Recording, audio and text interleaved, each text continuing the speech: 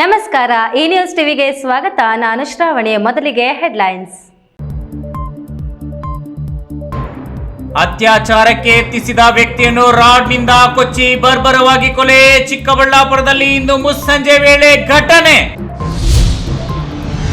ಕೋಲಾರ ತಮಿಳುನಾಡು ಗಡಿಯಲ್ಲಿ ರಾಷ್ಟ್ರೀಯ ಪಕ್ಷಿ ನವಿಲುಗಳ ಮಾರಣ ಹೋಮ. ವಿಷ ಹಾಕಿ ಕೊಂದ ದುಷ್ಕರ್ಮಿಗಳು. ರಾಷ್ಟ್ರೀಯ ಪಕ್ಷಿಗಿಲ್ಲ ಇಲ್ಲಿ ರಕ್ಷಣೆ. ಚಿಕ್ಕಬಳ್ಳಾಪುರ ಗೌರಿಬಿದನೂರು ಕಣಿವೆ ರಸ್ತೆ ಅಗಲೀಕರಣ ವಿಳಂಬ. ದಿನಂಪ್ರತಿ ಅಪಘಾತ.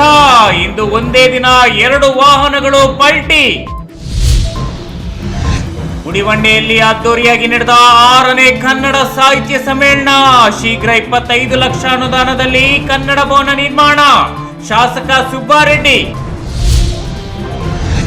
ರಸ್ತೆ ದಾಟುತ್ತಿದ್ದ ವೇಳೆ ತಾಯಿ ಇಬ್ಬರು ಮಕ್ಕಳ ಮೇಲೆ ಹರಿದ ಬಸ್. ಓರ್ವ ಮಗು ಸ್ಥಳದಲ್ಲೇ ಸಾವು. ತಾಯಿ ಮತ್ತೊಂದು ಮಗುವಿನ ಸ್ಥಿತಿ ಗಂಭೀರ.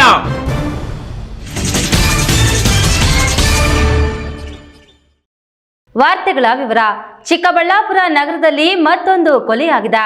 ಕೊಲೆಯಾದ ವ್ಯಕ್ತಿಯನ್ನ ಗುರುತೇ ಹಿಡಿಯಲಾರದಷ್ಟು ಮಟ್ಟಿಗೆ ಕಬ್ಬಿಣ ರಾಡ್ನಿಂದ ಹೊಡೆದು ಸಾಯಿಸಲಾಗಿದ್ದು, ಕೊಲೆಯಾದವ ಅಪರಿಚಿತ ವ್ಯಕ್ತಿಯಾಗಿದ್ದು ಮನೆಯೊಳಗೆ ನುಗ್ಗಿ ಬಲಾತ್ಕಾರ ಮಾಡಲು ಯತ್ನಿಸಿದ್ದ ಎನ್ನಲಾಗಿದೆ.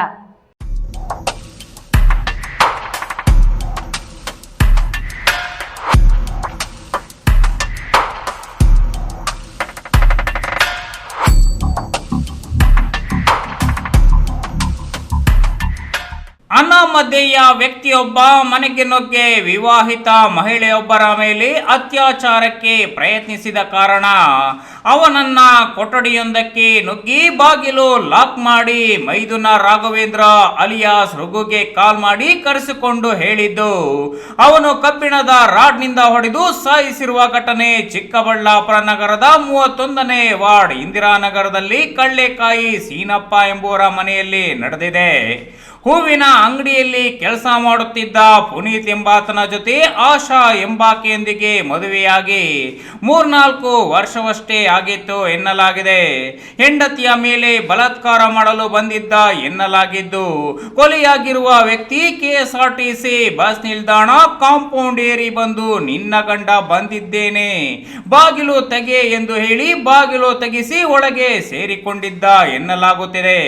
ಕೊಲೆಯಾಗಿರುವ ವ್ಯಕ್ತಿ ಮಾತ್ರ ಯಾರು ಎಂದು ಗೊತ್ತಾಗಿಲ್ಲ. ಕೊಲೆ ಮಾಡಿದ ವ್ಯಕ್ತಿ ರಘು ಎನ್ನುವನನ್ನು ಪೊಲೀಸರು ಬಂಧಿಸಿದ್ದಾರೆ.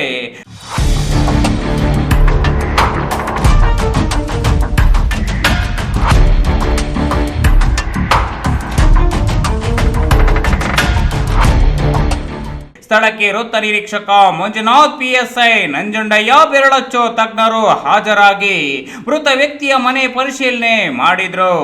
ಕೆಎಸ್ ನಾರಾಯಣ ಸ್ವಾಮಿ, ಈ ನ್ಯೂಸ್ ಟಿವಿ, ಚಿಕ್ಕಬಳ್ಳಾಪುರ. ಭಾರತದ ರಾಷ್ಟ್ರೀಯ ಪಕ್ಷಿ ನವಿಲು. ವರ್ಷಕಾಲದ ಮೋಡಗಳು ಮಳೆ ಸುರಿಸುವಾಗಿ ಸಂತೋಷದಿಂದ ಗರಿಗೆದರಿ ಕುಣಿಯುವ ನವಿಲಿನ ಚೆಲುವು ಮನಮೋಹಕ. ರಾಷ್ಟ್ರೀಯ ಪಕ್ಷಿ ಎಂದು ಹೆಸರಿಟ್ಟರೂ ಅದನ್ನು ಕೊಲ್ಲುವುದು ಅಪರಾಧವೆಂದರು. ಕೋಲಾರ ತಮಿಳುನಾಡು ಗಡಿ ಅಂಚಿನಲ್ಲಿ ರಾಷ್ಟ್ರೀಯ ಪಕ್ಷಿಗಳಿಗೆ ರಕ್ಷಣೆ ಇಲ್ಲದಂತಾಗಿದೆ.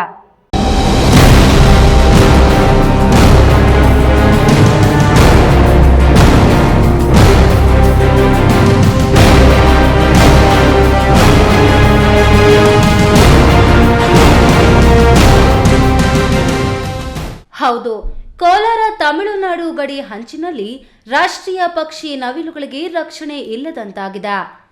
ಕಾಡಿನಿಂದ ನಾಡಿನತ್ತ ಆಹಾರ ಅರಸಿ ಬಂದ ರಾಷ್ಟ್ರೀಯ ಪಕ್ಷಿಗಳನ್ನು ದುಷ್ಕರ್ಮಿಗಳು ವಿಷ ಹಾಕಿ ಕೊಂದಿದ್ದಾರೆ. ತಮಿಳುನಾಡು ಕೃಷ್ಣಗಿರಿ ಜಿಲ್ಲೆಯ ಬೋಜಂಪಲ್ಲಿ ಬೇರುಳ್ಳಿ ಗ್ರಾಮದಲ್ಲಿ ನವಿಲುಗಳ ಮಾರಣ ಹೋಮವೇ ನಡೆದಿದೆ. ವಿಷ ಆಹಾರ ಸೇವನೆಯಿಂದ ರೈತರ ಹೊಲಗಳಲ್ಲಿ 2 ನವಿಲುಗಳು ಮೃತಪಟ್ಟಿರುವುದನ್ನು ಗ್ರಾಮಸ್ಥರು ಅರಣ್ಯ ಅಧಿಕಾರಿಗಳಿಗೆ ಮಾಹಿತಿ ಮುಟ್ಟಿಸಿದ್ದಾರೆ.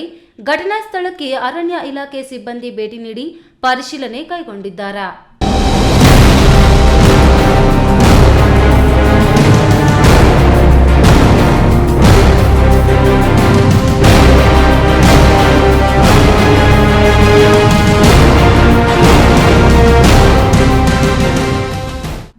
ಸತೀಶ್, ಈ ನ್ಯೂಸ್ ಟಿವಿ, ಕೋಲಾರ. ಚಿಕ್ಕಬಳ್ಳಾಪುರ ಗೌರಿಬಿದನೂರಿಗೆ ಸಂಪರ್ಕ ಕಲ್ಪಿಸುವ ವೀರದಿಮ್ಮಮ್ಮ ಕಣಿವೆ ರಸ್ತೆ ಅಗಲೀಕರಣ ವಿಳಂಬದಿಂದಾಗಿ ಅದೆಷ್ಟೋ ಅಪಘಾತಗಳು ನಡೆದಿವೆಯೋ ಲೆಕ್ಕವೇ ಇಲ್ಲ.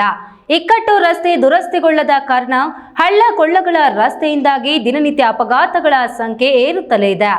ಇಂದು ಒಂದೇ ದಿನ ಸಿಮೆಂಟ್ ತುಂಬಿದ್ದ ಟ್ರಕ್ ಒಂದು ಕಡೆ ಕಾಲುವೆಗೆ ಉರುಳಿ ಬಿದ್ದಿದ್ರೆ ಇನ್ನೊಂದು ತಿರುವಿನಲ್ಲಿ ಗೊಬ್ಬರ ಮೂಟೆ ತುಂಬಿಸಿ ಸಾಗಿಸುತ್ತಿದ್ದ ಟ್ರ್ಯಾಕ್ಟರ್ ಪಲ್ಟಿಯಾಗಿ ಲಕ್ಷಾಂತರ ರುಗಳು ನಷ್ಟ ಉಂಟಾಗಿದೆ.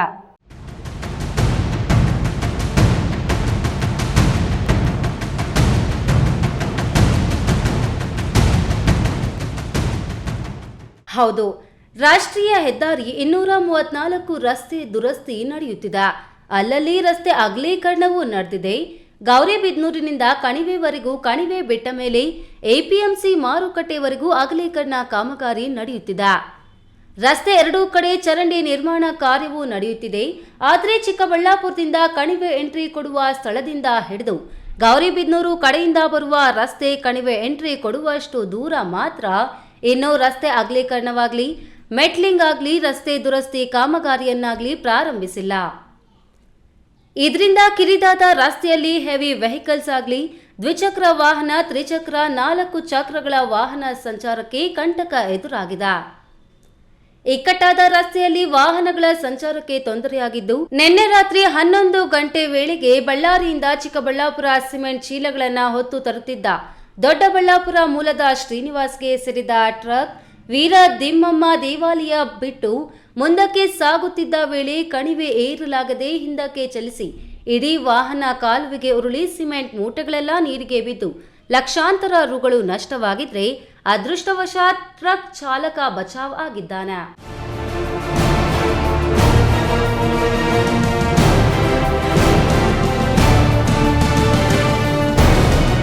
ಇನ್ನು ಅದೇ ರಸ್ತೆಯಲ್ಲಿ ರಾತ್ರಿ ನಡೆದ ಅಪಘಾತ ಸ್ಪಾಟ್ ಪಕ್ಕದಲ್ಲೇ ಮತ್ತೊಂದು ತಿರುವಿನಲ್ಲಿ ಕಂಟ್ರೋಲ್ಗೆ ಸಿಗದ ಗೊಬ್ಬರ ಮೂಟೆ ತುಂಬಿಕೊಂಡು ಗೌರಿಬಿದನೂರು ಕಡೆ ಸಾಗುತ್ತಿದ್ದ ಚದಲಪುರ ಬಾಬುಗೆ ಸೇರಿದ ಮಿನಿ ಟ್ರ್ಯಾಕ್ಟರ್ ತಡೆಗೋಡೆಗೆ ಗುದ್ದಿ ಕಾಲುವೆಗೆ ಉರುಳಿ ಬಿದ್ದಿದೆ. ಕಂಟ್ರೋಲ್ ತಪ್ಪುತ್ತಿದ್ದಂತೆ ಡ್ರೈವರ್ ಎಡಗಡೆಗೆ ಜಂಪ್ ಮಾಡಿ ಜೀವ ಉಳಿಸಿಕೊಂಡಿದ್ದಾನೆ.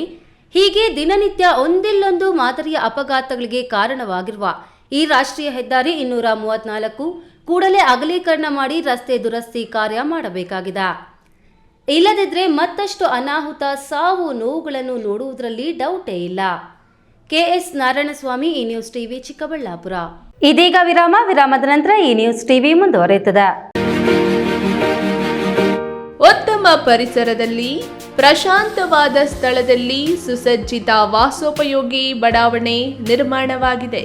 ಚಿಕ್ಕಬಳ್ಳಾಪುರ ನಗರಸಭೆ ವ್ಯಾಪ್ತಿಗೆ ಸೇರಿದ ವಾರ್ಡ್ ನಂಬರ್ 14ರ ಕಂದವಾರ ಬಳಿ ಪ್ರತಿಷ್ಠಿತ ಮಾರ್ಕ್ ವೆಸ್ಟಾ ಸಂಸ್ಥೆ ನಿರ್ಮಿಸಿದ್ದು, ನಗರ ಯೋಜನೆ ಪ್ರಾಧಿಕಾರದಿಂದ ಅನುಮೋದಿಸಲ್ಪಟ್ಟಿರುವ 2ನೇ ಹಂತದ ನಿವೇಶನಗಳು ಮಾರಾಟಕ್ಕೆ ಲಭ್ಯವಿದೆ. ನಿಮ್ಮ ಉಜ್ವಲ ಭವಿಷ್ಯಕ್ಕಾಗಿ ಇಂದೇ ಖರೀದಿಸಿ. ಈಗ ಒಂದು 4 ವರ್ಷದ ಕೆಳಗೆ ನನ್ನ ಗ್ಯಾಸ್ ಟ್ರಬಲ್ ಶುರು ಆಗಿತ್ತು. ಹೊಟ್ಟೆ ನೋವ, ಎದೆ ನೋವ, ಮಸಲ್ಸ್ ನೋವ, ತಿಳ್ಕೊಳಕ್ 10 ಪರೀಕ್ಷೆಗಳು. ಒಂದಿನ ಟಿವಿ ನೋಡ್ತಾ ಇದ್ದೆ. ಹೊಟ್ಟೆಗೆ ಬರ್ತಕ್ಕಂಥ 180 ಸಮಸ್ಯೆಗಳಿಗೂ ರಾಮಬಾಣವಾಗಿ ಅಮೃತ ಬಿಂದು ಇದೆ. ನಾನು ಅಮೃತ ಬಿಂದು ತಗೊಳಕ್ ಶುರು ಮಾಡಿದಾಗಿಂದ ಆರಾಮಾಗಿದ್ದೀನಿ.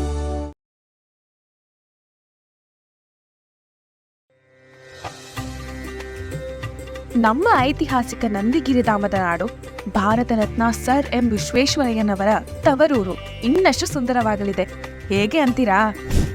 ಶ್ರೀ ನಂದಿನಿ ಸಿಲ್ಕ್ಸ್ ಅಂಡ್ ಸ್ಯಾರೀಸ್ ರವರ 3ನೇ ಶೋರೂಮ್ ಇದೀಗ ನಮ್ಮ ಚಿಕ್ಕಬಳ್ಳಾಪುರದ ಗಂಗಮ್ಮಗುಡಿ ರಸ್ತೆಯಲ್ಲಿ ಆರಂಭವಾಗಲಿದೆ. ಹಿಂದೆಂದೂ ಕಾಣದ ಲೇಟೆಸ್ಟ್ ಟ್ರೆಂಡ್ಸ್, ಹಲವಾರು ಡಿಸೈನ್ಸ್ ಮತ್ತು ಅದ್ಭುತ ಸಿಲ್ಕ್ ಸ್ಯಾರಿಗಳ ಕಲೆಕ್ಷನ್ ವಿಶಾಲವಾದ 3 ಮಹಡಿಗಳಲ್ಲಿ. ಇದು ಟ್ರೆಡಿಷನ್ ಮತ್ತು ಸ್ಟೈಲ್ನ ಪರ್ಫೆಕ್ಟ್ ಸಂಧಾನ. Shri Nandini silks, Gangammagudi road, Chikkaballapur. ನಾನು ಇರ್ತೀನಿ, ನೀವು ಬನ್ನಿ, ನಿಮ್ಮವ್ರನ್ನೆಲ್ಲ ಕರ್ಕೊಂಡ್ಬನ್ನಿ. ಬರ್ತೀರಾ ತಾನೆ? ಮಾಲೂರು ತಾಲೂಕಿನ ಚಿಕ್ಕ ತಿರುಪತಿಯ ಶ್ರೀ ಪ್ರಸನ್ನ ವೆಂಕಟರಮಣ ಸ್ವಾಮಿ ದೇವಾಲಯದಲ್ಲಿ ಕರ್ನಾಟಕ ಸರ್ಕಾರ ಧಾರ್ಮಿಕ ದತ್ತಿ ಇಲಾಖೆಯಿಂದ ಮಾಂಗಲ್ಯ ಭಾಗ್ಯ ಉಚಿತ ಸರಳ ಸಾಮೂಹಿಕ ವಿವಾಹ ಕಾರ್ಯಕ್ರಮವನ್ನು ಏರ್ಪಡಿಸಲಾಗಿದೆ. ಸರಳ ವಿವಾಹವಾಗುವ ವರ್ಣಿಗೆ 5,000 ರುಗಳು ಹಾಗೂ ವಧುವಿಗೆ 10,000 ರುಗಳು ಮತ್ತು ವಧುವಿಗೆ ಚಿನ್ನದ ತಾಳಿ, 2 ಚಿನ್ನದ ಗುಂಡು ಒಟ್ಟು ರು 55,000 ದೇವಾಲಯದ ವತಿಯಿಂದ ಭರಿಸಲಾಗುವುದು. ವಿವಾಹ ನಡೆಯುವ ದಿನಾಂಕ 22/3/2024. ವಿಶೇಷ ಸೂಚನೆ: ಇಲಾಖೆ ವಿಧಿಸಲಾದ ಷರತ್ತುಗಳ ಬಗ್ಗೆ ಒದಗಿಸಬೇಕಾದ ದಾಖಲೆಗಳು ಮತ್ತು ಹೆಚ್ಚಿನ ಮಾಹಿತಿಗಾಗಿ ದೇವಾಲಯದ ಕಚೇರಿಯ ಸಮಯದಲ್ಲಿ ಸಂಪರ್ಕಿಸಬಹುದು.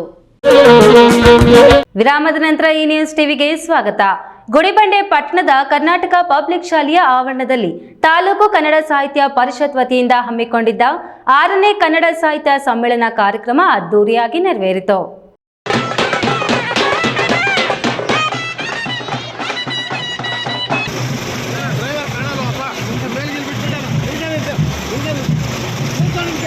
ಆರನೇ ಕನ್ನಡ ಸಾಹಿತ್ಯ ಸಮ್ಮೇಳನ ಕಾರ್ಯಕ್ರಮವನ್ನು ಉದ್ಘಾಟಿಸಿ ಶಾಸಕ ಸುಬ್ಬಾರೆಡ್ಡಿ ಮಾತನಾಡಿ, ನನ್ನ ಕ್ಷೇತ್ರವಾದ ಗುಡಿಬಂಡೆ ಆಂಧ್ರದ ಗಡಿ ಭಾಗದಲ್ಲಿದ್ದರೂ ಸಹ ಕನ್ನಡ ಭಾಷೆಯಲ್ಲಿ ಉನ್ನತ ಸ್ಥಾನದಲ್ಲಿದೆ ಎಂದು ಹೇಳಬಹುದು. ಗುಡಿಬಂಡೆಯಲ್ಲಿ ಅತಿ ಹೆಚ್ಚು ಕವಿಗಳಿದ್ದಾರೆ. ತಮ್ಮ ಕವನಗಳು, ಕಾದಂಬರಿಗಳ ಮೂಲಕ ಈ ಭಾಗದಲ್ಲಿ ಕನ್ನಡ ಭಾಷೆಯನ್ನು ಉಳಿಸಿ ಬೆಳೆಸುವ ಕೆಲಸ ಮಾಡುತ್ತಿದ್ದಾರೆ.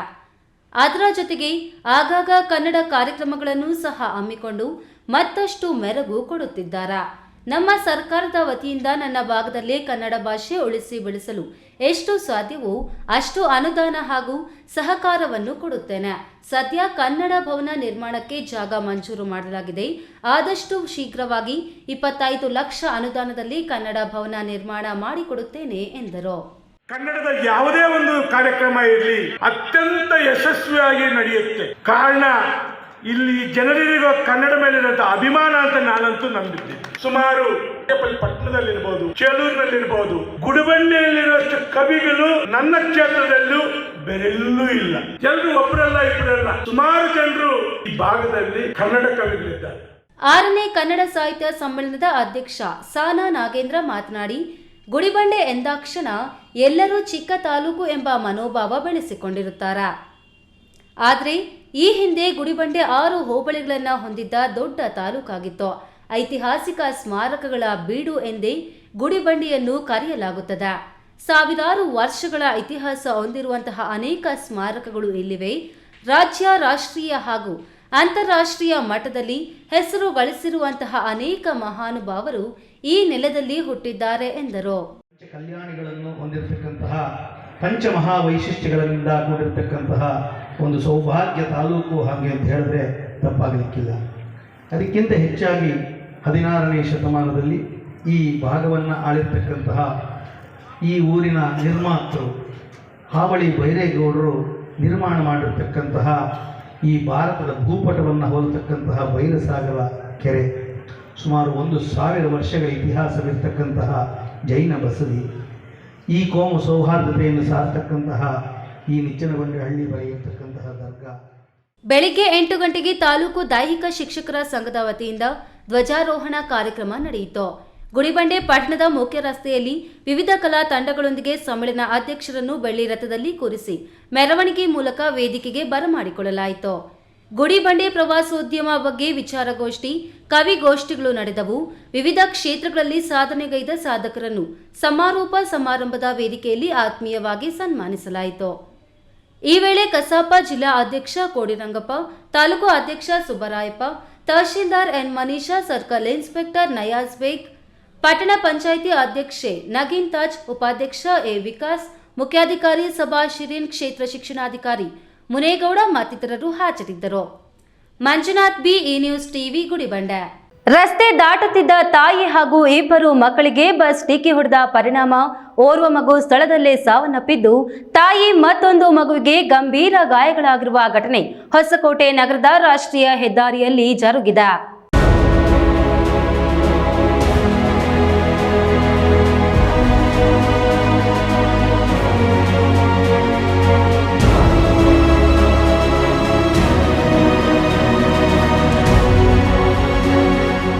ಹೊಸಕೋಟೆ ನಗರದಲ್ಲಿ ಹಾದು ಹೋಗಿರುವ ರಾಷ್ಟ್ರೀಯ ಹೆದ್ದಾರಿಯಲ್ಲಿ ಯಾವುದೇ ಸುರಕ್ಷತೆ ಇಲ್ಲದಿದ್ದರಿಂದ ರಸ್ತೆ ದಾಟುತ್ತಿದ್ದ ತಾಯಿ 2 ಮಕ್ಕಳಿಗೆ ವಾಹನ ಡಿಕ್ಕಿ ಹೊಡೆದು ಓರ್ವ ಮಗು ಸ್ಥಳದಲ್ಲೇ ಮೃತಪಟ್ಟಿರುವ ಘಟನೆ ನಡೆದಿದೆ.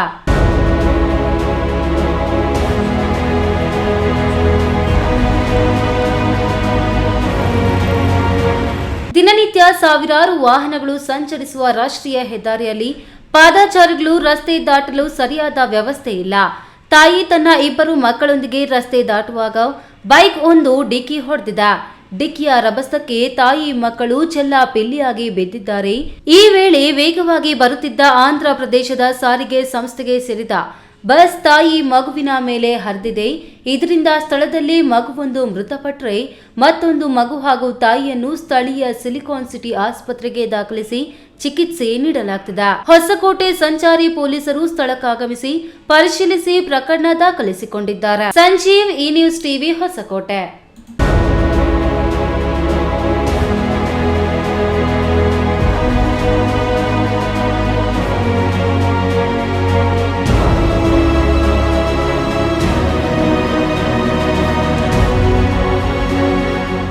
ಸಾಮಾಜಿಕ ಭದ್ರತಾ ಠೇವಣಿ ಅನುದಾನವನ್ನು ಹೇಗೆಲ್ಲ ಬಳಸಿಕೊಂಡು ಅಭಿವೃದ್ಧಿಪಡಿಸಿ ಮಾದರಿಯನ್ನಾಗಿಸಬಹುದು ಎಂಬುದಕ್ಕೆ ಇಲ್ಲಿನ ಸರ್ಕಾರಿ ಶಾಲೆಯೊಂದು ನಿದರ್ಶನವಾಗಿದೆ. ಅದೆಲ್ಲಿ ಅಂತೀರಾ? ಈ ವರದಿ ನೋಡಿ.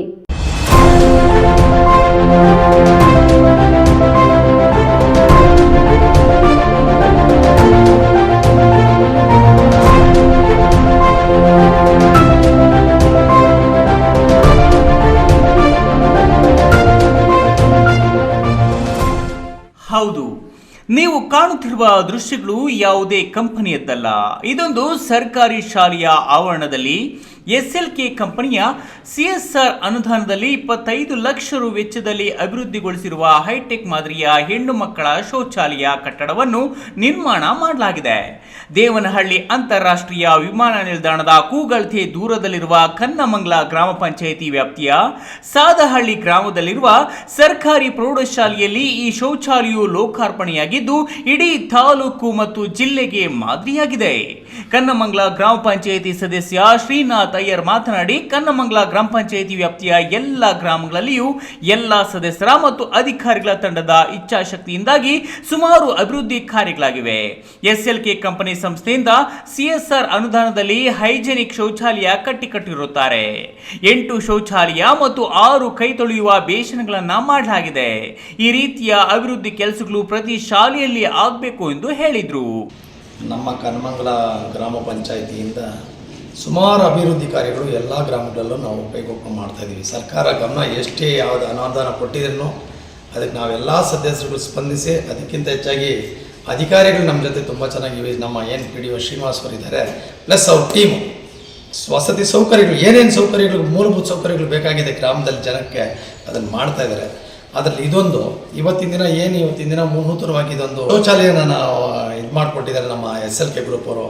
ಅದಕ್ಕೆ ನಮ್ಮ ಅಧಿಕಾರಿಗಳು ಒಂದು ಕಾರಣ, ಅದ್ರ ಜೊತೆ ನಮ್ಮ ಸದಸ್ಯರೆಲ್ಲರೂ ಹೋಗಿ ಮುಖ್ಯವಾಗಿ ಆ ಕಂಪ್ನಿಯವರು ಈ ಥರ ನೂತನವಾದ ಒಂದು 25 ಲಕ್ಷದ ಅನುದಾನದಲ್ಲಿ CSR ಅಲ್ಲಿ ಅವ್ರ ಕಂಪ್ನಿಯಿಂದ ತಂದು ಇಲ್ಲಿ ಕೊಟ್ಟು ಖರ್ಚು ಮಾಡಿ ಈ ಒಂದು ನೂತನವಾದ ಒಂದು ಇಂಟರ್ನ್ಯಾಷನಲ್ ಸ್ಟ್ಯಾಂಡರ್ಡ್ ಏರ್ಪೋರ್ಟಲ್ಲಿ ಏನಿದೆ ನೀವು ನೋಡ್ತೀರ ಅದಕ್ಕಿಂತ ಚೆನ್ನಾಗಿದೆ. ಒಂದು 5 ಸ್ಟಾರ್ ಫೆಸಿಲಿಟಿ ಮನೆಗಳಲ್ಲಿ ನಮ್ಮ ಮನೆಗಳನ್ನ ನೋಡೋಕ್ಕಾಗಲ್ಲ ಇದು.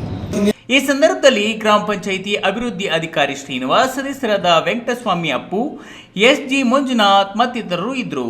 ಹೈದರ್ ಸಾಬ್, ಈ ನ್ಯೂಸ್ ಟಿವಿ, ದೇವನಹಳ್ಳಿ.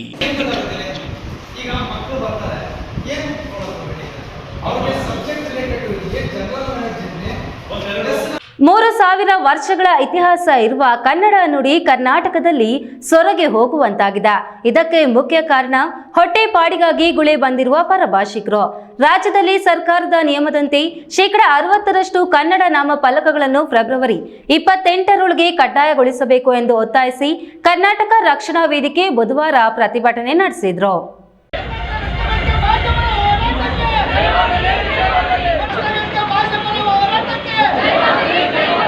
ಕೋಲಾರ ನಗರದ ಗಾಂಧಿ ವನದ ಸಮೀಪ ಜಮಾಯಿಸಿದ ಕರವೇ ಕಾರ್ಯಕರ್ತರು MG ರಸ್ತೆ, ಬಸ್ ನಿಲ್ದಾಣ, MB ರಸ್ತೆ, ಮೆಕ್ಕೆ ವೃತ್ತದ ಮೂಲಕ ತಹಶೀಲ್ದಾರ್ ಕಚೇರಿವರೆಗೆ ಮೆರವಣಿಗೆ ನಡೆಸಿ ಪ್ರತಿಭಟಿಸಿದರು. ವೇದಿಕೆಯಲ್ಲಿ ಜಿಲ್ಲಾಧ್ಯಕ್ಷ ಮೇಡಿಹಾಳ ರಾಘವೇಂದ್ರ ಮಾತನಾಡಿ, 3000 ವರ್ಷಗಳ ಇತಿಹಾಸ ಇರುವ ಕನ್ನಡ ನುಡಿ ಕರ್ನಾಟಕದಲ್ಲಿ ಸೊರಗಿ ಹೋಗುವಂತಾಗಿದೆ. ಇದಕ್ಕೆ ಮುಖ್ಯ ಕಾರಣ ಹೊಟ್ಟೆಪಾಡಿಗಾಗಿ ಗುಳೆ ಬಂದಿರುವ ಪರಭಾಷಿಕರು. ಬೆಂಗಳೂರು ಸೇರಿದಂತೆ ನಗರಗಳು, ಪಟ್ಟಣಗಳು, ಹೋಬಳಿ ಕೇಂದ್ರಗಳಲ್ಲಿ ಈಗ ಪರಭಾಷಿಕ ವ್ಯಾಪಾರಿಗಳದ್ದೇ ಆರ್ಭಟ ಜೋರಾಗಿದೆ. ಕನ್ನಡ ಉಳಿಸಿ ಬೆಳೆಸಬೇಕಾದ ಜವಾಬ್ದಾರಿ ಕನ್ನಡಿಗರ ಮೇಲಿದೆ. ರಾಜ್ಯದ ಸರ್ಕಾರದ ನಿಯಮಾನುಸಾರವಂತೆ ಕರ್ನಾಟಕದಲ್ಲಿ ಎಲ್ಲ ಅಂಗಡಿ ಮುಗ್ಗಟ್ಟುಗಳ ನಾಮ ಫಲಕಗಳಲ್ಲಿ 60% ಕನ್ನಡ ಭಾಷೆಯಲ್ಲಿ ಹಾಕಬೇಕು ಎಂದು ಸರ್ಕಾರದ ಆದೇಶ. ಸುತ್ತೋಲೆಗಳು ಇವೆ. ಆದ್ರೆ ಪರಭಾಷಿಕ ಉದ್ಯಮಿಗಳು, ವ್ಯಾಪಾರಿಗಳು ಉದ್ದಟತನದಿಂದ ವರ್ತಿಸಿ ಕನ್ನಡವನ್ನು ಕಡೆಗಣಿಸುತ್ತಾ ಬಂದಿದ್ದಾರೆ. ಫೆಬ್ರವರಿ 28ರೊಳಗೆ ಎಲ್ಲ ಸರಿ ಹೋಗಬೇಕು, ಇಲ್ಲದಿದ್ದರೆ ಹೋರಾಟದ ಸ್ವರೂಪವನ್ನು ತೀವ್ರಗೊಳಿಸಲಾಗುವುದು ಎಂದು ಎಚ್ಚರಿಕೆ ನೀಡಿದರು.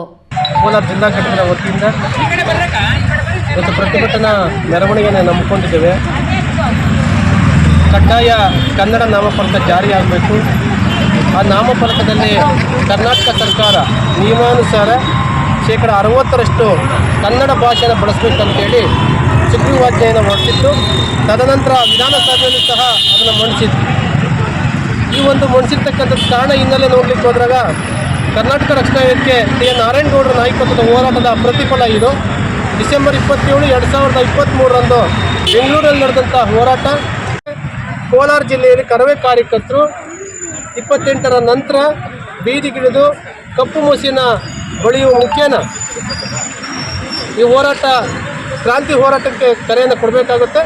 ರಾಜ್ಯದಲ್ಲಿ ಕನ್ನಡ ನಾಮಫಲಕಗಳನ್ನು ಕಡ್ಡಾಯಗೊಳಿಸುವಂತೆ ಇತ್ತೀಚೆಗೆ ನಡೆಸಿದ ಪ್ರತಿಭಟನೆಯಲ್ಲಿ ರಾಜ್ಯಾಧ್ಯಕ್ಷ ಟಿ.ಎ. ನಾರಾಯಣಗೌಡ ಹಾಗೂ ಕಾರ್ಯಕರ್ತರ ವಿರುದ್ಧ ದಾಖಲಿಸಿರುವ ಪ್ರಕರಣಗಳನ್ನು ವಾಪಸ್ ಪಡೆಯಬೇಕು, ಇಲ್ಲದಿದ್ದರೆ ಫೆಬ್ರವರಿ 28ರ ನಂತರ ಉಗ್ರ ಹೋರಾಟ ನಡೆಸಲಾಗುವುದು ಎಂದು ಪ್ರತಿಭಟನಾಕಾರರು ಎಚ್ಚರಿಕೆ ನೀಡಿದರು. ಪ್ರತಿಭಟನೆಯಲ್ಲಿ ಕರ್ವೆ ನಾರಾಯಣಗೌಡ ಬಣದ ಪ್ರಧಾನ ಕಾರ್ಯದರ್ಶಿ ಮುನಿರಾಜು, ಜಿಲ್ಲಾ ಉಪಾಧ್ಯಕ್ಷ ಡಿಕೆಹಳ್ಳಿ ಪ್ರಭಾಕರ ಗೌಡ, ಮೆಹಬೂಬ್, ವಡಗೂರು ಶಂಕರ್ ರೆಡ್ಡಿ, ವಡಗೂರು ಮಂಜುನಾಥ್, ಡಿಕೆಹಳ್ಳಿ ಮುನಿರಾಜು, ಯಾನಂದಹಳ್ಳಿ ಮಂಜುನಾಥ್ ಮತ್ತಿತರರು ಹಾಜರಿದ್ದರು. ಸತೀಶ್, ಈ ನ್ಯೂಸ್ ಟಿವಿ, ಕೋಲಾರ.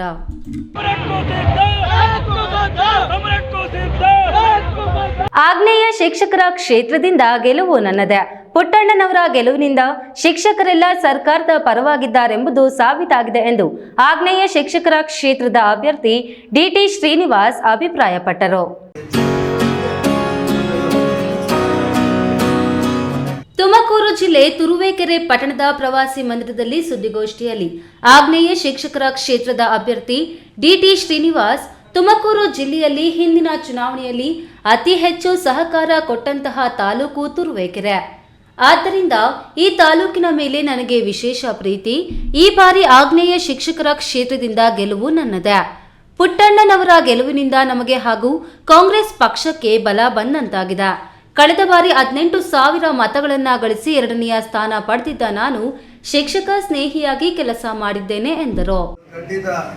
ಆ ಒಂದು ಏನು ಅವರ ಒಂದು ಬಾಂಧವ್ಯ ಇದೆ ಶಿಕ್ಷಕರ ಜೊತೆ, ಇವತ್ತಿನ ಚುನಾವಣೆ, ಆ ಚುನಾವಣೆ ಫಲಿತಾಂಶನೇ ಅದಕ್ಕೆಲ್ಲ ಒಂದು ಸಂದೇಶ ಅಂತೇಳಿ ಈ ಸಂದರ್ಭದಲ್ಲಿ ಹೇಳ್ಬೋದು. ಯಾಕಂದರೆ ಈ ಅದೇ 5ನೇ ಟರ್ಮ್ ಅವ್ರು ಗೆದ್ದಿರುವಂಥದ್ದು.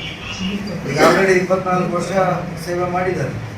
24 ವರ್ಷದಲ್ಲಿ ಅವರ ನಡೆ ನುಡಿ ಮತ್ತು ಅವರ ಒಂದು ಶಿಕ್ಷಕರ ಜೊತೆಯಲ್ಲಿದ್ದಂಥ ಬಾಂಧವ್ಯ ಇವತ್ತು ಅವರೆಲ್ಲೇ ಇರಲಿ ಪುಟ್ಟಣ್ಣ ಗೆಲ್ತಾರೆ ಅನ್ನೋ ಒಂದು ಸಂದೇಶನ ಇವತ್ತು ರವಾನೆ ಮಾಡಿದ್ದಾರೆ. ಖಂಡಿತ ಅದು ನಮ್ಮ ಪಕ್ಷಕ್ಕೆ ಒಳ್ಳೆಯ ಮೊದಲ ಗೆಲುವಾಗುತ್ತೆ. ಸರ್ಕಾರ ಫಾರ್ಮ್ ಆದಮೇಲೆ ಇದು ಮೊದಲನೇ ಗೆಲುವಾಗುತ್ತೆ. ತಾಲೂಕಿನ ಮಾಯಸಂದ್ರ ಹೋಬಳಿಯ ಹಂಚಿಹಳ್ಳಿ ಪ್ರೌಢಶಾಲೆಗೆ ಭೇಟಿ ಕೊಟ್ಟಿದ್ದೆ. ಕಟ್ಟಡ ಕುಸಿದು ಬೀಳುವ ಹಂತಕ್ಕೆ ತಲುಪಿದ. ಸರ್ಕಾರದ ಯಾವುದೇ ಸಚಿವರು, ಶಾಸಕರು ಹೋಗದಿರುವುದು ಶಿಕ್ಷಕರುಗಳ ಮನಸ್ಸಿಗೆ ನೋವಾಗಿದೆ. ಆದ್ದರಿಂದ ಈ ಬಾರಿ ಕಾಂಗ್ರೆಸ್ ಅನ್ನು ಬೆಂಬಲಿಸಲಿದ್ದಾರೆ. ಹಿಂದೆ ಈ ಕ್ಷೇತ್ರದಿಂದ ಶಾಸಕರಾಗಿದ್ದವರು, ಅವರಿಗೆ ಸಿಕ್ಕಿದಂತಹ ಹೊಣೆಗಾರಿಕೆಯನ್ನು ನಿಭಾಯಿಸುವಲ್ಲಿ ನೀವು ವಿಫಲರಾಗಿದ್ದೀರಿ. ನಿಮಗೆ ಈಗಿನ ಸರ್ಕಾರವನ್ನು ಟೀಕಿಸುವುದಕ್ಕೆ ನೈತಿಕತೆ ಇಲ್ಲ. ಶಿಕ್ಷಕರೆಲ್ಲ ಸರ್ಕಾರದ ಪರವಾಗಿದ್ದಾರೆ ಎಂದರು. ಈ ಸಂದರ್ಭದಲ್ಲಿ ಪಟ್ಟಣ ಪಂಚಾಯಿತಿ ಸದಸ್ಯ ಯಜಮಾನ್ ಮಹೇಶ್ ಕುಮಾರ್ ಹಾಗೂ ಕೊಳಾಲ ನಾಗರಾಜ್, ಕಾರ್ಯದರ್ಶಿ ನಂಜುಂಡಪ್ಪ ಮತ್ತಿತರರು ಉಪಸ್ಥಿತರಿದ್ದರು. ತಿಮ್ಮಯ್ಯ, ಈ ನ್ಯೂಸ್ ಟಿವಿ, ತುಮಕೂರು. ಮಜದಾಯಿ ಜಾಗವನ್ನು ಪಂಚಾಯಿತಿ ಅಧಿಕಾರಿಗಳು ಒತ್ತುವರಿ ಮಾಡಿಕೊಂಡು ಅಲ್ಲಿ ವಾಣಿಜ್ಯ ಮಳಿಗೆಗಳನ್ನು ನಿರ್ಮಿಸಿ ಬಾಡಿಗೆಗೆ ಕೊಡುವುದನ್ನು ಖಂಡಿಸಿ ಗೌರಿಬಿದನೂರು ತಾಲೂಕು ವಾಟದ ಹೊಸಹಳ್ಳಿ ಗ್ರಾಮಸ್ಥರು ಶಾಂತಿಯುತ ಧರಣಿಯನ್ನು ಹಮ್ಮಿಕೊಂಡಿದ್ದಾರೆ. ಚನ್ನಕೇಶ್ವರ ರಥೋತ್ಸವ ಆಗ್ತದೆ, ಮತ್ತು ಕಾರ್ತಿಕ ಮಾಸದಲ್ಲಿ ಆಗ್ತವೆ, ಮತ್ತು ಈ ನಮ್ಮ ಮಾಮೂಲಿ ಸರ್ಕಾರಿ ಫಂಕ್ಷನ್ಗಳು ಏನಾಗ್ತವೆ ಅವೆಲ್ಲ ನೋಡಿ. ಮುಜರಾಯಿ ಜಾಗವನ್ನ ಪಂಚಾಯಿತಿ ಅಧಿಕಾರಿಗಳು ಒತ್ತುವರಿ ಮಾಡಿ ವಾಣಿಜ್ಯ ಮಳಿಗೆಗಳನ್ನು ನಿರ್ಮಿಸಿ ಬಾಡಿಗೆಗೆ ಕೊಡುವುದನ್ನ ಖಂಡಿಸಿ ಗೌರಿಬಿದನೂರು ತಾಲೂಕಿನ ವಾಟದ ಹೊಸಹಳ್ಳಿಯ ಶ್ರೀ ಲಕ್ಷ್ಮೀ ಚನ್ನಕೇಶ್ವರ ಸ್ವಾಮಿ ದೇವಸ್ಥಾನದ ಆವರಣದಲ್ಲಿ ಊರಿನ ಗ್ರಾಮಸ್ಥರು ಶಾಂತಿಯುತ ಧರಣಿ ನಡೆಸಿದ್ರು. ಈ ಸಂದರ್ಭದಲ್ಲಿ ರೈತ ಸಂಘದ ಅಧ್ಯಕ್ಷ ಮಾಳಪ್ಪ ಮಾತನಾಡಿ, ಸುಮಾರು 400 ವರ್ಷಗಳಿಂದ ಈ ಜಾಗ ದೇವಸ್ಥಾನಕ್ಕೆ ಸೇರಿರುವ ಮುಜರಾಯಿ ಜಾಗವಾಗಿದ್ದು, ಇಲ್ಲಿ ಶ್ರೀ ಚನ್ನಕೇಶವ ಸ್ವಾಮಿ ರಥೋತ್ಸವ, ಯಜ್ಞಕುಂಡ ಹಾಗೂ ಹೋಮಗಳು ಮಾಡುವ ಹಾಗೂ ರಥ ನಿಲ್ಲಿಸುವ ಸ್ಥಳವಾಗಿತ್ತು. ಆದರೆ ಕಾಲಾಂತರದಲ್ಲಿ ಜನಪ್ರತಿನಿಧಿಗಳ ನಿರ್ಲಕ್ಷ್ಯದಿಂದ ಈ ಜಾಗದಲ್ಲಿ ಅಕ್ರಮವಾಗಿ ಪೆಟ್ಟಿಗೆ ಅಂಗಡಿಗಳನ್ನು ಇಡಲಾಗಿತ್ತು. ಈಗ ಅವುಗಳನ್ನು ತೆರವುಗೊಳಿಸಿ ವಾಣಿಜ್ಯ ಮಳಿಗೆಗಳನ್ನು ನಿರ್ಮಿಸಿ ಬಾಡಿಗೆಗೆ ಕೊಡುವುದು ಎಷ್ಟರ ಮಟ್ಟಿಗೆ ಸರಿ ಎಂದು ಆಕ್ರೋಶವನ್ನ ವ್ಯಕ್ತಪಡಿಸಿದ್ರು. ಕಳೆದ 3 ದಿವಸದಿಂದ ಏನೇ ಲಕ್ಷ್ಮೀ ಚನ್ನಕೇಶ್ವರ ಸ್ವಾಮಿ ದೇವಸ್ಥಾನದ ಸಂಬಂಧಪಟ್ಟಂಗೆ ಈ ಜಾಗದ ಗಲಾಟೆ ಗದ್ದಲ ಇರೋದ್ರಿಂದ ಇದನ್ನು ತಹಬಂದಿಗೆ ಬಂದಿದೆ. ಮತ್ತು ಈಗ ನಾವೇನು ನಿನ್ನೆಯಿಂದ ತೀವ್ರವಾದಂಥ ಚರ್ಚೆ ಆದಂಥ ಸಂದರ್ಭದಲ್ಲಿ ಇಲ್ಲಿ ನಮ್ಮ ಅಭಿವೃದ್ಧಿ ಅಧಿಕಾರಿಗಳಾಗಲಿ ಬೇರೆ ಅಧಿಕಾರಿಗಳಾಗಲಿ ಇದನ್ನು ಸ್ವಲ್ಪ ಕಿವಿಗೆ ಹಾಕೊಳ್ಳದೇ ಇದ್ದಂಥ ಪಕ್ಷದಲ್ಲಿ ಇವತ್ತು ಬೆಳಗಿನ ಜಾವ ನಾವು ಅನಿರ್ದಿಷ್ಟಾವಧಿ ಧರಣಿ ಮಾಡಬೇಕು ಶಾಂತಿಯುತವಾಗಿ ಅಂತ ಹೇಳ್ಬಿಟ್ಟು ನಾವು ಕಾರ್ಯಕ್ರಮ ಹಮ್ಮಿಕೊಂಡಿದ್ವಿ. ಆ ಕಾರ್ಯಕ್ರಮದ ಪ್ರತಿಫಲ ಏನಂದರೆ ಈಗ ತಾನೇ ತಾಲೂಕು ದಂಡಾಧಿಕಾರಿಗಳು ಬಂದಿದ್ದರು. ಅವರು ನಮ್ಮ ವಿಷಯನ ಮಣ್ಣೆನೆಗೆ ತಗೊಂಡು ತಾವು ಏನು ಹೇಳ್ತೀರೋ ಅದನ್ನು ಮುಂದಿನ ಸಭೆಯಲ್ಲಿ ನಾವು ಕುತ್ಕೊಂಡು ಚರ್ಚೆ ಮಾಡಿ ಗ್ರಾಮ ಸಭೆ ಕರೆದ್ಬಿಟ್ಟು ಅದರಲ್ಲಿ ತೀರ್ಮಾನ ತಗೊಂತೀವಿ ಅಂತ ಹೇಳಿದರೆ. ಸ್ಥಳಕ್ಕೆ ತಾಲೂಕು ತಹಸೀಲ್ದಾರ್ ಮಹೇಶ್ ಎಸ್ ಪತ್ರಿ ಭೇಟಿ ನೀಡಿ ಸಮಸ್ಯೆಯ ಬಗ್ಗೆ ಗ್ರಾಮಸ್ಥರಲ್ಲಿ ಚರ್ಚೆ ಮಾಡಿದರು. ಆನಂತರ ಮಾತನಾಡಿದ ಅವರು, ಗ್ರಾಮ ಸಭೆಯಲ್ಲಿ ಎಲ್ಲರ ಸಮಕ್ಷಮದಲ್ಲಿ ತೀರ್ಮಾನ ತೆಗೆದುಕೊಂಡು ಮುಂದಿನ ಕ್ರಮ ಕೈಗೊಳ್ಳಲಾಗುವುದು ಎಂದರು. ಈ ಸಂದರ್ಭದಲ್ಲಿ ಮಾಹಿತಿ ಹಕ್ಕು ವೇದಿಕೆಯ ಜಿಲ್ಲಾ ಘಟಕದ ಅಧ್ಯಕ್ಷ ನರಸಿಂಹಗೌಡ, ವಿಎಂ ಮಂಜುನಾಥ್, ಯುವ ಮುಖಂಡ ನಾಗರಾಜ್, ನಂದೀಶ್, ವಿ ಮಂಜುನಾಥ್, ಚಿನ್ನಿ, ಆದಿನಾರಾಯಣಪ್ಪ ಇನ್ನಿತರರು ಪಾಲ್ಗೊಂಡಿದ್ದರು. ಪ್ರದೀಪ್, ಈ ನ್ಯೂಸ್ ಟಿವಿ, ಗೌರಿಬಿದನೂರು. ವಿಶ್ವ ಸಾಮಾಜಿಕ ದಿನದ ಮೂಲ ಉದ್ದೇಶ ವಿಶ್ವದ ಯಾವುದೇ ದೇಶದ ನಾಗರಿಕರಿಗೂ ಸಾಮಾಜಿಕ ನ್ಯಾಯ ಸಿಕ್ಕಾಗ ಮಾತ್ರ ಆ ದೇಶ ಮುಂದುವರೆದಿದೆ ಎಂದರ್ಥ. ಕೆಲವು ದೇಶಗಳು ಅಭಿವೃದ್ಧಿ ಪಥದಲ್ಲಿದ್ದರೂ ಸಾಮಾಜಿಕ ನ್ಯಾಯ ಒದಗಿಸುವಲ್ಲಿ ವಿಫಲವಾಗಿದೆ ಎಂದು ಹೆಚ್ಚುವರಿ ಸಿವಿಲ್ ನ್ಯಾಯಾಧೀಶ ಮಂಜುನಾಥಾಚಾರಿ ಅಭಿಪ್ರಾಯಪಟ್ಟರು. ಗೌರಿಬಿದನೂರು ನಗರದ ನ್ಯಾಯಾಲಯ ಆವರಣದಲ್ಲಿ ತಾಲೂಕು ಕಾನೂನು ಸೇವೆ ಮತ್ತು ವಕೀಲರ ಸಂಘದಿಂದ ವಿಶ್ವ ಸಾಮಾಜಿಕ ದಿನವನ್ನು ದೀಪ ಬೆಳಗುವ ಮೂಲಕ ಹೆಚ್ಚುವರಿ ಸಿವಿಲ್ ನ್ಯಾಯಾಧೀಶ ಮಂಜುನಾಥಾಚಾರಿ ಉದ್ಘಾಟಿಸಿ ಮಾತನಾಡಿ, ವಿಶ್ವ ಸಾಮಾಜಿಕ ದಿನವನ್ನು ಎಲ್ಲ ದೇಶಗಳಲ್ಲಿ ಆಚರಣೆ ಮಾಡಲಾಗ್ತಿದೆ. ಇದರ ಮೂಲ ಉದ್ದೇಶ ವಿಶ್ವದ ಯಾವುದೇ ದೇಶದಲ್ಲಿ ಪ್ರತಿಯೊಬ್ಬರಿಗೂ ಸಾಮಾಜಿಕ ನ್ಯಾಯ ಸಿಕ್ಕಾಗ ಮಾತ್ರ ಆ ದೇಶ ಮುಂದುವರೆದಿದೆ ಎಂದರ್ಥ. ಕೆಲವು ದೇಶಗಳು ಅಭಿವೃದ್ಧಿ ಪಥದಲ್ಲಿದ್ದರೂ ಸಾಮಾಜಿಕ ನ್ಯಾಯ ಒದಗಿಸುವಲ್ಲಿ ವಿಫಲವಾಗಿವೆ. ಜಾತಿ, ಧರ್ಮ, ಸಾಮಾಜಿಕ ಪಿಡುಗುಗಳಾದ ಬಾಲ್ಯ ವಿವಾಹ, ಬಡತನ, ಶಿಕ್ಷಣ ಕೊರತೆ, ಆಹಾರದ ಕೊರತೆ ನೀಡುವಲ್ಲಿ ವಿಫಲವಾಗಿದೆ. ಅದು ಆಗಬಾರದು. ಬಲಿಷ್ಠನಾಗ್ಲಿ ಬಡವನಾಗ್ಲಿ ಒಂದೇ ತರನಾದ ನ್ಯಾಯ ಸಿಗಬೇಕು ಎಂದರು. ಹೇಳಬೇಕಂದ್ರೆ ವಿಶ್ವಸಂಸ್ಥೆಯ ಸಾಮಾಜಿಕ ಸಭೆಯಲ್ಲಿ 2007ನೇ ಇಸವಿಯಲ್ಲಿ ಈ ಪರಿಕಲ್ಪನೆಯನ್ನು ಅದು ಸಾಮಾಜಿಕ ನ್ಯಾಯವನ್ನು ಇಡೀ ವಿಶ್ವದಾದ್ಯಂತ ನಾವು ಪಸರಿಸಬೇಕು ಅಂತ ಸಭೆಯಲ್ಲಿ ಆಹ್ವಾನ ಮಾಡ್ತಾರೆ. ಅದ್ರ ಪ್ರಯುಕ್ತ ನಾವು ಈ ದಿನ ವಿಶ್ವ ಸಾಮಾಜಿಕ ನ್ಯಾಯ ದಿನವನ್ನಾಗಿ ವಿಶ್ವದಾದ್ಯಂತ ನಾವು ಆಚರಣೆ ಮಾಡ್ತಿದ್ದೀವಿ. ಏನು ಅಂದರೆ ಈಗ ನಮ್ಮ ಭಾರತ ದೇಶ ಇರ್ಬೋದು ಅಥವಾ ವಿಶ್ವದಲ್ಲಿ ಬಹಳ ದೇಶಗಳು ತುಂಬ ಅಭಿವೃದ್ಧಿ ಪಥದತ್ತ ಹೋಗ್ತಿವೆ ಹೊರತು ಅಭಿವೃದ್ಧಿ ಆಗಿಲ್ಲ ದೇಶಗಳು. ಕಾರಣ ಬಡತನ ಇದೆ, ಹಳ್ಳಿಗಳ ದೇಶ ಇದೆ, ಹಾಗೂ ಹಲವಾರು ಸಾಮಾಜಿಕ ಪಿಡುಗುಗಳನ್ನ ನಾವು ಇಂದಿಗೂ ಕೂಡ ನಾವು ನೋಡಬಹುದಾಗಿದೆ. ಕಾರ್ಯಕ್ರಮದಲ್ಲಿ ಹಿರಿಯ ಶ್ರೇಣಿ ನ್ಯಾಯಾಧೀಶ ವಿಜಯ ದೇವರಾಜ್ ಅರಸ್, ಪ್ರಧಾನ ಸಿವಿಲ್ ನ್ಯಾಯಾಧೀಶ ಪಿಎಂ ಸಚಿನ್, ವಕೀಲರ ಸಂಘದ ಅಧ್ಯಕ್ಷ ಡಿ ರಾಮದಾಸ್, ಹಿರಿಯ ವಕೀಲ ಬಿ ಲಿಂಗಪ್ಪ, ಕಾರ್ಯದರ್ಶಿ ದಯಾನಂದ್ ಮತ್ತಿತರರು ಹಾಜರಿದ್ದರು. ಪ್ರದೀಪ್, ಈ ನ್ಯೂಸ್ ಟಿವಿ, ಗೌರಿಬಿದನೂರು. ಇದೀಗ ವಿರಾಮದ ನಂತರ ಈ ನ್ಯೂಸ್ ಟಿವಿ ಮುಂದುವರಿಯುತ್ತದೆ. ನನ್ನ ಕನಸು ಡಾಕ್ಟರ್ ಆಗೋದು. ಡಾಕ್ಟರ್ ಆಗೋದು ನನ್ನ ಕನಸು. ಮಗಳು ಡಾಕ್ಟರ್ ಆಗ್ಲಿ ಅನ್ನೋದು ನನ್ನ ಕನಸು. ಕನಸು ಎಲ್ಲರಿಗೂ ಇರುತ್ತದೆ. ಇಂಕ ಡಾಕ್ಟರ್ ಓಡ್ಪಂದು ಭಾರಿ ಆಸೆ ಉಂಡು. ಮೆಡಿಕಲ್ ಓದೋಣ ನಡ ಸ್ವಪ್ನ. ಮಕ್ಕಸು ಚಿಕ್ಕ ಸಪನ ಡಾಕ್ಟರ್ ಜಾವ್ ಕಾಮೂಣ. ಕನಸು ಎಲ್ಲೆಲ್ಲೂ ಇರುತ್ತದೆ. ಮೆಡಿಕಲ್ ಓದುವುದು ನನ್ನ ಕನಸು. ನನ್ನ ಮಗನು ಡಾಕ್ಟರ್ ಆಗ್ಬೋದೇನ್ರಿ? ನನ್ನ ಕನಸು ಡಾಕ್ಟರ್ ಆಗೋದು. ಕನಸು ಎಲ್ಲರ ಹಕ್ಕು. ಆದರೆ ಕನಸು ನನಸಾಗಲು ಬೇಕು ನಂಬಿಕೆ, ಛಲ ಮತ್ತು ಪರಿಶ್ರಮ. Neat academy. ಜೈನ್ ಮಿಷನ್ ಆಸ್ಪತ್ರೆ, ಜೈನ್ ಮಿಷನ್ ಟ್ರಸ್ಟ್ನ ಲಾಭರಹಿತ ಉಪಕ್ರಮ. ಕರ್ನಾಟಕ ರಾಜ್ಯ ಬೀಜ ನಿಗಮ ಪಕ್ಕ, ಬಿಬಿ ರಸ್ತೆ, ಚಿಕ್ಕಬಳ್ಳಾಪುರ. ದಶಕಗಳಿಂದ ಆರೋಗ್ಯ ಕ್ಷೇತ್ರದಲ್ಲಿ ಲಾಭರಹಿತವಾಗಿ ಸೇವೆ ಸಲ್ಲಿಸುತ್ತಿರುವ ಜೈನ್ ಮಿಷನ್ ಆಸ್ಪತ್ರೆ ದಿನದ 24 ಗಂಟೆ ತುರ್ತು ಚಿಕಿತ್ಸೆಯಿಂದ ಹಿಡಿದು ಎಲ್ಲಾ ಕಾಯಿಲೆಗಳಿಗೂ ಇಲ್ಲಿ ಚಿಕಿತ್ಸೆ ಲಭ್ಯ. ದೂರವಾಣಿ ಸಂಖ್ಯೆ 0815629 5108. ತುರ್ತು ಸಹಾಯವಾಣಿ 6364464470.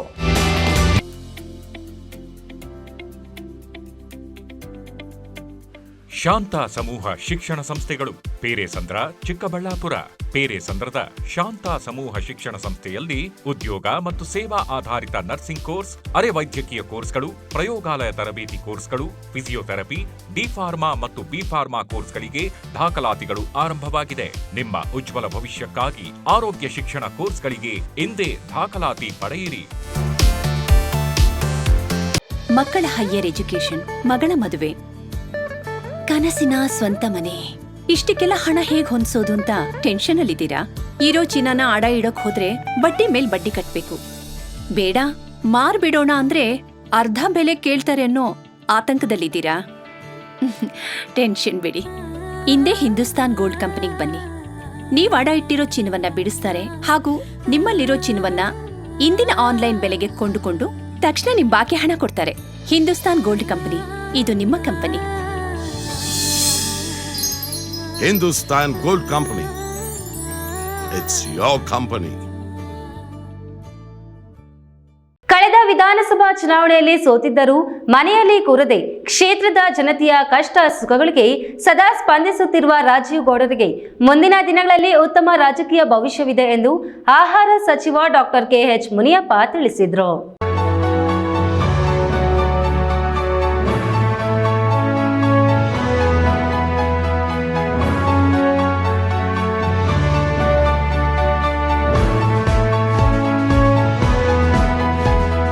ಶಿಡ್ಲಘಟ್ಟ ವಿಧಾನಸಭಾ ಕ್ಷೇತ್ರದ ಶಾಸಕ ಮುಖಂಡ ರಾಜೀವ್ ಗೌಡ ಅವರ ಹುಟ್ಟುಹಬ್ಬದ ಅಂಗವಾಗಿ ಸಾರ್ವಜನಿಕ ಆಸ್ಪತ್ರೆಯಲ್ಲಿನ ಒಳ ರೋಗಿಗಳಿಗೆ ಹಣ್ಣು ಹಂಪಲು, ಆಶಾಕಿರಣ, ಅಂಧ ಮಕ್ಕಳಿಗೆ ಟ್ರ್ಯಾಕ್ ಶೂಟ್ ವಿತರಣೆಯಂತಹ ಸಾಮಾಜಿಕ ಕಾರ್ಯಗಳನ್ನು ಅವರ ಅಭಿಮಾನಿಗಳು ನಡೆಸಿಕೊಟ್ಟರು.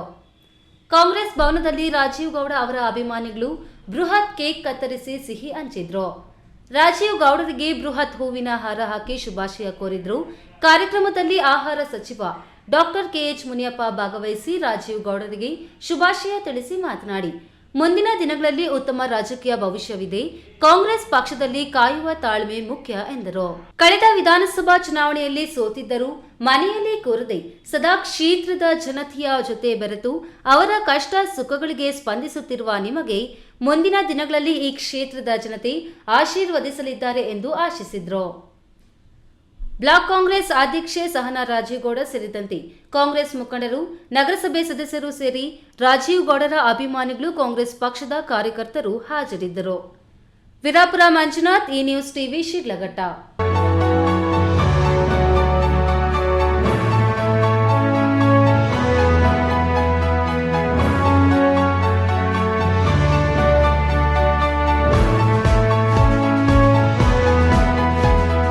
ಮಾತಿನ ಬೊಮ್ಮವು ತೂತಿನ ಮಡಿಕೆಯು ಪಾತಕರ ನೆರೆಹೊರೆಯವರು ಲೋಕದೊಳಗಿರುವುದು ಬೇಡ ಬೇಡವೆಂದರಯ್ಯ ಸರ್ವಜ್ಞ ಎಂದು ಸರ್ವಜ್ಞರು ಹೇಳಿದ್ದಾರೆ. ಅವರ ಮಾತನ್ನ ನಾವು ಚಾಚು ತಪ್ಪದೆ ಪಾಲಿಸಬೇಕು. ಕುಂಬಾರ ಮಾಡಿದ ಮಡಿಕೆಯಲ್ಲುಂಡು 16 ವರ್ಷ ಆರೋಗ್ಯ ಕಾಪಾಡಿಕೊಂಡಿದ್ದೇವೆ ಎಂದು ಜಿಲ್ಲಾಧಿಕಾರಿ ರವೀಂದ್ರ ಅಭಿಪ್ರಾಯಪಟ್ಟರು.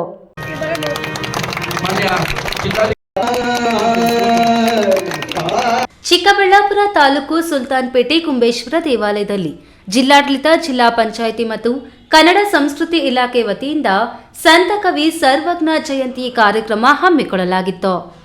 ಕುಂಬೇಶ್ವರ ದೇವರಿಗೆ ಮೊದಲ ಪೂಜೆ ಸಲ್ಲಿಸಿ ಕಾರ್ಯಕ್ರಮಕ್ಕೆ ಪ್ರಾರಂಭ ನೀಡಿದ ಜಿಲ್ಲಾಧಿಕಾರಿ ರವೀಂದ್ರ, ಇದೇ ಮೊದಲ ಬಾರಿಗೆ ಕುಂಬೇಶ್ವರ ದೇವಾಲಯವನ್ನು ನೋಡುತ್ತಿದ್ದೇನೆ. ಪುರಾತನ ಪ್ರತೀತಿ ಇರುವ ಕುಂಬೇಶ್ವರ ಅನ್ನೋ ಪದವೇ ಶುಭಕರ. ಯಾವುದೇ ಕಾರ್ಯಕ್ರಮಕ್ಕೂ ಮುನ್ನ ಕುಂಭ ಹೊತ್ತು ಬರುವ ಮಹಿಳೆಯರು ಕುಂಭಮೇಳ, ಕುಂಭಾಭಿಷೇಕ, ಕುಂಭೋತ್ಸವ ಹೀಗೆ ಎಷ್ಟೊಂದು ರೂಪದಲ್ಲಿ ಕುಂಭವನ್ನು ನೆನೆಸುತ್ತೇವೆಂದೇ ಅವರು. ಯಾವುದೇ ಕಾರ್ಯಕ್ರಮಕ್ಕೂ ಮುನ್ನ ಕುಂಭ ಹೊತ್ತು ಬರುವ ಮಹಿಳೆಯರು ಕುಂಭಮೇಳ, ಕುಂಭಾಭಿಷೇಕ, ಕುಂಭೋತ್ಸವ ಹೀಗೆ ಎಷ್ಟೊಂದು ರೂಪದಲ್ಲಿ ಕುಂಭವನ್ನ ನೆನೆಸುತ್ತೇವೆಂದ ಅವರು ಸಾಮಾಜಿಕ ಜಾಲತಾಣಗಳಲ್ಲಿ ಮೋಟಿವೇಶನ್ ಸ್ಪೀಚ್ಗಿಂತ ಸರ್ವಜ್ಞನ ವಚನಗಳು ಸ್ಫೂರ್ತಿಯಾಗಿವೆ. ಅವರ ಸಮುದಾಯ ತಯಾರು ಮಾಡುವ ಮಡಿಕೆಯಲ್ಲಿ ತಯಾರಿಸಿದ ಊಟ ಎಷ್ಟೋ ಆರೋಗ್ಯಕರವಾಗಿರುತ್ತೆ. ಮಡಿಕೆ ಮುಂದೆ ನಾವು ಖರೀದಿಸುವ ಬೆಲೆ ಬಾಳುವ ಓವನ್, ಕುಕ್, ಫ್ರಿಡ್ಜ್ ಇವೆಲ್ಲ ಕ್ಯಾನ್ಸರ್ ಕಾರಕ ಎಂದು ದೃಢಪಟ್ಟಿದೆ. ಅದಕ್ಕಾಗಿ ಜನ ಮತ್ತೆ ಮಡಿಕೆಗಳ ಕಡೆ ವಾಲುತ್ತಿದ್ದಾರೆ ಎಂದರು. ವಿಶೇಷವಾಗಿ ಕುಂಬೇಶ್ವರ ಸ್ವಾಮಿ ದೇವಾಲಯದ ಹೆಸರನ್ನು ನಾವು ಇವತ್ತೇ ಕೇಳಿದ್ದು. ಸ್ವಾಮಿ ದರ್ಶನವನ್ನು ನಾವು ಮೊದಲನೇದಾಗಿ ಮಾಡಿ, ನಾವು ಏನು ನಮ್ಮ ನಾಗರಿಕತೆ ಪ್ರಾರಂಭ ಆಯಿತು, ಆ ನಾಗರಿಕತೆ ಪ್ರಾರಂಭ ಆದಾಗಿನಿಂದ ಮನುಷ್ಯನಿಗೆ ಅತ್ಯಗತ್ಯವಾಗಿ ಬೇಕಾಗಿರ್ತಕ್ಕಂಥ ಪ್ರಥಮವಾಗಿರ್ತಕ್ಕಂಥ ಒಂದು ವಸ್ತು ಯಾವುದಪ್ಪ ಅಂದರೆ ಕುಂಭ. ಅದು ಲೋಟದ ರೂಪದಲ್ಲಿರ್ಬೋದು, ಅದಕ್ಕಿಂತ ದೊಡ್ಡ ಪಾತ್ರೆ ಸ್ವಲ್ಪ ಅದಕ್ಕಿಂತ ದೊಡ್ಡದಾದರೆ ಅದನ್ನು ಕುಂಭ ಅಂತ ಕರಿಬೋದು ಅಲ್ವಾ. ಹಾಗಾಗಿ ಎಲ್ಲ ಶುಭಾದಿ ಕಾರ್ಯಕ್ರಮಗಳನ್ನು ಮಾಡಬೇಕಾದ್ರೆ ಕುಂಭವನ್ನು ಮೊದಲು ನಾವು ಪ್ರತಿಷ್ಠಾಪನೆ ಮಾಡ್ತೀವಿ. ಕುಂಭಾಭಿಷೇಕ ಅಂತೀವಿ, ಕುಂಭೋತ್ಸವ ಅಂತೀವಿ ಅಲ್ವಾ, ಕುಂಭಮೇಳ ಅಂತೀವಿ. ಈಗ ಹೇಳ್ತಾ ಹೋದರೆ ಇದಕ್ಕೆ ಎಲ್ಲೋ ಒಂದು ಕಡೆ ತುಂಬನೇ ಪುರಾತನವಾಗಿರ್ತಕ್ಕಂಥ ಒಂದು ಪ್ರತೀತಿ ಅಂತಕ್ಕಂಥದ್ದು ಮತ್ತು ಸಂಸ್ಕೃತಿ ಅಂತಕ್ಕಂಥದ್ದು ನಡ್ಕೊಂಡು ಬಂದಿರತಕ್ಕಂಥದ್ದು ನಾವು ಕಾಣ್ಬೋದು. ಕಾರ್ಯಕ್ರಮದ ವೇದಿಕೆಯಲ್ಲಿ ಎಡಿಸಿ ತಿಪ್ಪೇಸ್ವಾಮಿ, ಕನ್ನಡ ಸಂಸ್ಕೃತಿ ಇಲಾಖೆ ಸಹಾಯಕ ನಿರ್ದೇಶಕಿ ಮೋನಿಶಾ, ಕುಂಬಾರ ಸಂಘದ ಜಿಲ್ಲಾಧ್ಯಕ್ಷ ನಾರಾಯಣಸ್ವಾಮಿ, ಪ್ರಧಾನ ಭಾಷಣಕಾರ ಮುನಿರಾಜು, ನಂದಿ ಪಂಚಾಯಿತಿ ಪಿಡಿಒ ರವಿಕುಮಾರ್ ಮತ್ತಿತರರು ಹಾಜರಿದ್ದರು. KS Narayanaswamy, A news TV, Chikkaballapur.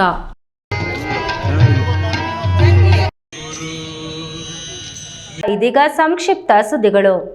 ಆನೆ ತುಳಿತಕ್ಕೆ ಒಳಗಾದ ಸಂತ್ರಸ್ತ ಕುಟುಂಬಕ್ಕೆ ಕೇಂದ್ರದಿಂದ ಪರಿಹಾರ ನೀಡಲಾಗಿದೆ ಎಂದು ಕೇಂದ್ರ ಪರಿಸರ ಮತ್ತು ಅರಣ್ಯ ಇಲಾಖೆ ಸಚಿವ ಭೂಪೇಂದ್ರ ಯಾದವ್ ತಿಳಿಸಿದರು.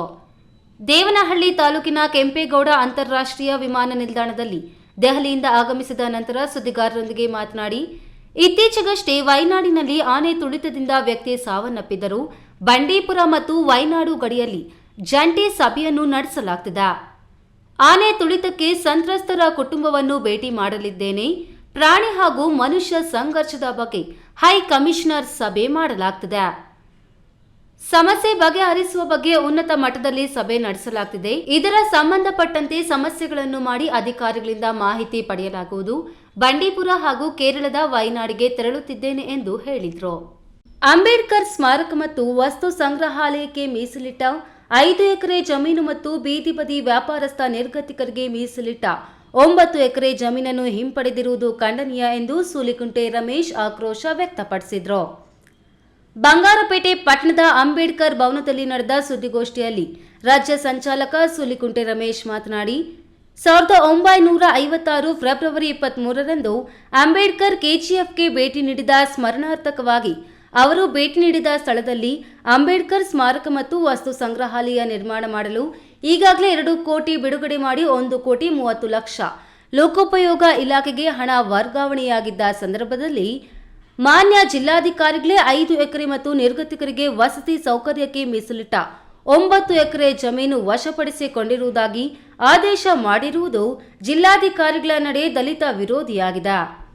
ಜಿಲ್ಲಾಧಿಕಾರಿಗಳು ಆದೇಶ ಹಿಂಪಡೆದು ಅಂಬೇಡ್ಕರ್ ಸ್ಮಾರಕ ಮತ್ತು ವಸತಿ ಸೌಕರ್ಯ ಕಲ್ಪಿಸದಿದ್ದರೆ ರಾಜ್ಯ ಮಟ್ಟದ ಹೋರಾಟ ರೂಪಿಸಲಾಗುವುದು ಎಂದು ಹೇಳಿದರು. ಕೊನೆಯದಾಗಿ ಮತ್ತೊಮ್ಮೆ ಹೆಡ್ಲೈನ್ಸ್. ಅತ್ಯಾಚಾರಕ್ಕೆ ಯತ್ನಿಸಿದ ವ್ಯಕ್ತಿಯನ್ನು ರಾಡ್ನಿಂದ ಕೊಚ್ಚಿ ಬರ್ಬರವಾಗಿ ಕೊಲೆ. ಚಿಕ್ಕಬಳ್ಳಾಪುರದಲ್ಲಿ ಇಂದು ಮುಸ್ಸಂಜೆ ವೇಳೆ ಘಟನೆ. ಕೋಲಾರ ತಮಿಳುನಾಡು ಗಡಿಯಲ್ಲಿ ರಾಷ್ಟ್ರೀಯ ಪಕ್ಷಿ ನವಿಲುಗಳ ಮಾರಣ ಹೋಮ. ವಿಷ ಹಾಕಿ ಕೊಂದ ದುಷ್ಕರ್ಮಿಗಳು. ರಾಷ್ಟ್ರೀಯ ಪಕ್ಷಿಗಿಲ್ಲ ಇಲ್ಲಿ ರಕ್ಷಣೆ. ಚಿಕ್ಕಬಳ್ಳಾಪುರ ಗೌರಿಬಿದನೂರು ಕಣಿವೆ ರಸ್ತೆ ಅಗಲೀಕರಣ ವಿಳಂಬ. ದಿನಂಪ್ರತಿ ಅಪಘಾತ. ಇಂದು ಒಂದೇ ದಿನ 2 ವಾಹನಗಳು ಪಲ್ಟಿ. ಗುಡಿಬಂಡೆಯಲ್ಲಿ ಅದ್ದೂರಿಯಾಗಿ ನಡೆದ 6ನೇ ಕನ್ನಡ ಸಾಹಿತ್ಯ ಸಮ್ಮೇಳನ. ಶೀಘ್ರ 25 ಲಕ್ಷ ಅನುದಾನದಲ್ಲಿ ಕನ್ನಡ ಭವನ ನಿರ್ಮಾಣ. ಶಾಸಕ ಸುಬ್ಬಾರೆಡ್ಡಿ. ರಸ್ತೆ ದಾಟುತ್ತಿದ್ದ ವೇಳೆ ತಾಯಿ 2 ಮಕ್ಕಳ ಮೇಲೆ ಹರಿದ ಬಸ್. ಓರ್ವ ಮಗು ಸ್ಥಳದಲ್ಲೇ ಸಾವು. ತಾಯಿ ಮತ್ತೊಂದು ಮಗುವಿನ ಸ್ಥಿತಿ ಗಂಭೀರ. ದಿನನಿತ್ಯದ ಸುದ್ದಿ ಸ್ವಾರಸ್ಯಕ್ಕಾಗಿ ತಪ್ಪದೆ ವೀಕ್ಷಿಸಿ ಎ ನ್ಯೂಸ್ ಟಿವಿ.